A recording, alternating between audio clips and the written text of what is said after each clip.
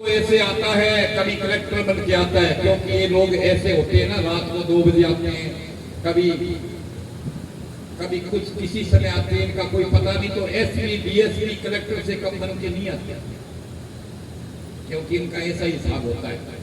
तो वो कहने लगे भगवान जल्दी से जल्दी अपना काम करके ना, और जल्दी से जल्दी यहाँ से आप प्रस्थान करें तो ठीक है। साधु कहने लगे कोई बात नहीं देवी, हम जल्दी से जल्दी प्रसाद बना करके और कन्हैया का भोग लगा करके और फिर बेटी हम चले जाएंगे। अब जल्दी जल्दी उन्होंने भोजन तैयार किया और कुछ सामान उनकी झोली में था, घी चीनी और कुछ सामान उनके पास में था।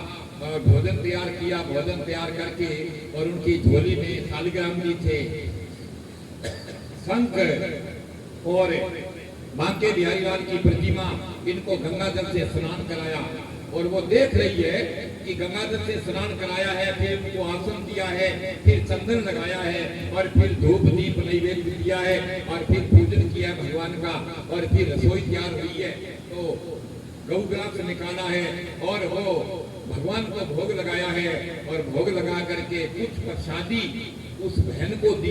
कह लो बेटा ये प्रसादी तुम ले लो और अपने बच्चों को भी खिला देना और तुम भी खा लेना, अजामिल को भी खिला देना। तो बेटी की आंख में आंसू आ गए, कह रही महाराज अभी 9 वर्ष हो गए, कोई पुत्र नहीं है घर में, कोई संतान नहीं घर में, हमारे आंख में आंसू आ गए। साधु कहने लगे कोई बात नहीं बेटी, ये प्रसाद है भगवान का दिया हुआ, ये प्रसाद तुम लोग दोनों अजामिल को कह देना घर में आने के बाद नहा धो ले, शुद्ध वस्त्र पहन ले और भगवान का पूजन करके ये प्रसाद ग्रहण कर ले। और भगवान की कृपा से तुम्हारे 10वें महीने में एक बालक पैदा होगा, एक लड़का पैदा होगा और उसका तुम नाम रख लेना नारायण।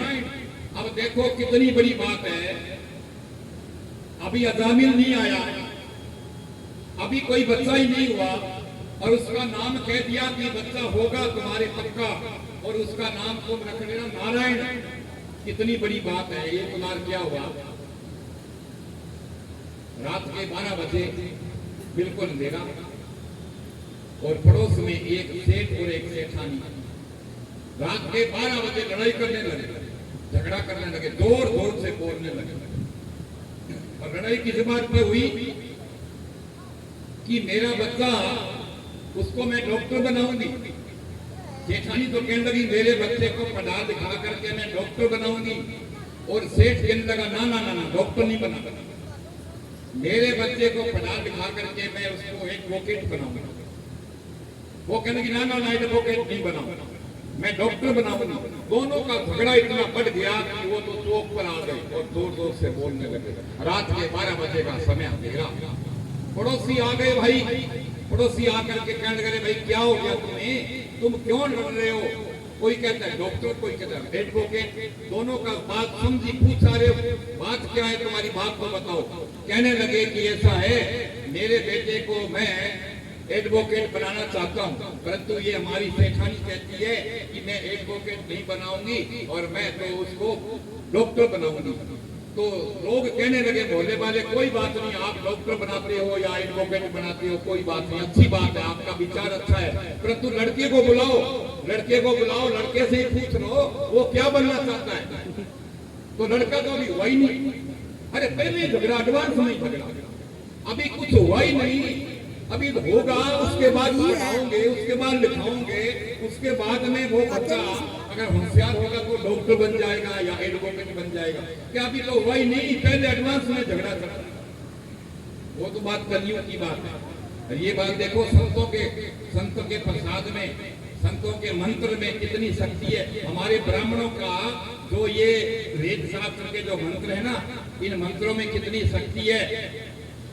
और मंत्र तो ब्राह्मण के अधीन है और ब्राह्मण मंत्र जब बोलते हैं तो मंत्रों के अधीन भगवान है, इसलिए ये कड़ी से कड़ी जुड़ी हुई है। तभी तो हम कोई भी काम करते हैं, मकान बनाते हैं तो सबसे पहले ब्राह्मण देवता को मुहूर्त पूछ करके कि किस दिन हमारा शुभ मुहूर्त है नीम का, उसके बाद मकान तैयार होता है, उसके बाद में वास्तु का और सब देवताओं का पूजन ब्राह्मण देवताओं के द्वारा हम करवाते हैं, फिर गृह प्रवेश करते हैं। इसी प्रकार बच्चा पैदा होता है, उसके 16 संस्कार है हमारे हिंदू धर्म में, 16 संस्कार है, उसमें हम तो करते नहीं है। जैसे हम तो 2-3 संस्कार ही करते हैं, केवल मात्र एक नामकरण संस्कार और एक विवाह संस्कार। परंतु हमारे हिंदू धर्म में कितने संस्कार है, सब वेद मंत्रों से ब्राह्मणों के द्वारा है। ब्राह्मण सब जगह जो पूजित है, ब्राह्मण देवता अपनी विद्या के बल पर सब जगह पूजित है। अब कहते हैं साधुओं ने प्रसाद दिया और साधु भोजन करके प्रसादी पा करके अजामिल का घर साधुओं के आने से पवित्र हो गया।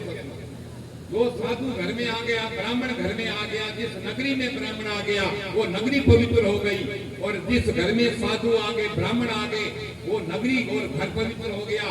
और जिस घर में ब्राह्मणों ने साधुओं ने भोजन कर लिया, वो तो कहना ही क्या, वो तो अन्न भी पवित्र हो गया, आपका घर भी पवित्र हो गया, और आपके घर में रिद्धि सिद्धि भर गई। इसीलिए तो कहते हैं कोई भी संत साधु ब्राह्मण नगरी में आता है, घर में आता है, तो जरूर उसको तो दलपान या अपनी जो यथावत सेवा है वो हमें करनी चाहिए। अब संतों ने प्रसाद दिया अजामिल की पत्नी को, और संत वहां से सामान समेट करके अगले गांव चले गए। अब पीछे से थोड़ी देर के बाद में भाई अजामिल तो आ गया। अजामिल आया तो आपको पता है कपड़े में धूल मिट्टी लगी हुई है, 3-4-5 दिनों से आया है, इतने कपड़े गंदे हैं, धूल मिट्टी लगी हुई है, और मुंह से बदबू आ रही है, शरीर से बदबू आ रही है। और अजामिल की धर्मपत्नी कह लगी, स्वामी अब देखो आज कितना आश्चर्य हुआ, अजामिल की पत्नी का अजामिल पैसे देना बहुत कम मानता था, परंतु आज साधुओं के घर में आने से अजामिल की बुद्धि में परिवर्तन हो गया। अजामिल की पत्नी कहने लगी, स्वामी आप तो बहुत दिनों से आए हो, मैं आपका इंतजार कर रही थी, आप जल्दी से जल्दी, मैं पानी डालती हूँ, आप नहा लो। और अजामिल नहा लिया। अजामिल को शुद्ध वस्त्र पहनाए, शुद्ध वस्त्र पहन दिए। अजामिल को कहा, स्वामी आप थोड़ा सा पूजन कर लो। पूजन भी करा लिया। पूजन करने के बाद में अजामिल की पत्नी ने कहा, साधु हमारे घर में आए थे स्वामी, तो आप थोड़ा प्रसाद ग्रहण करो। अजामिल की धर्मपत्नी ने भी प्रसाद ग्रहण किया, अजामिल ने भी प्रसाद ग्रहण किया, और प्रसाद ग्रहण करके, और कहते हैं कि भगवान की ऐसी कृपा हुई, उस साधुओं के प्रसाद से 10वें महीने में बहुत सुंदर उनके घर में बेटा पैदा हुआ। देखो साधु की कितनी कृपा हुआ, उनके घर में बेटा पैदा हुआ। और बेटे का जब नामकरण संस्कार का दिन आया तो ब्राह्मण देवता को कहा कि इसका नाम भाई ऐसा करो, नारायण नाम रखो, इसका नारायण नाम रखो, कि संतों ने साधुओं ने बताया है, वो नारायण नाम ही रखा। अब छोटा बालक है, अभी अभी हुआ है, 10-11 दिनों का, उसका नामकरण हुआ। अब अजामिल को भी बड़ा प्यार आने लगा अपने बच्चे पे, क्योंकि इतने 9 सालों से कोई संतान नहीं है, साधुओं के प्रसाद से संतान हुई।